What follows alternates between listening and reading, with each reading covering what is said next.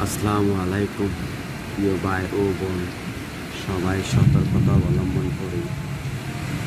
বৃষ্টি আর বজ্রপাত একসাথে হচ্ছে। ছোট ছোট বাচ্চাদেরকে নিয়ে, গবাদি পশুকে নিয়ে সেফটিতে রাখবেন।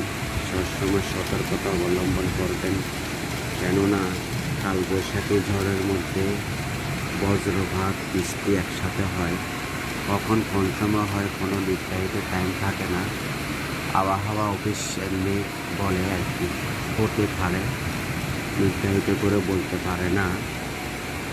দেখেন বন্ধুরা, অজস্র বৃষ্টি করতেছে। দেখেন এর মধ্যে বজ্রপাতে অনেক মানুষ, অনেক গবাদি পশু মারা গেছে। সবাই সতর্ক থাকবেন, সেফটিতে থাকবেন, নিরাপত্তা স্থানে থাকবেন প্রিয় ভাই ও বোন। দেখেন অজস্র বৃষ্টি পড়তেছে, বজ্রপাত হচ্ছে।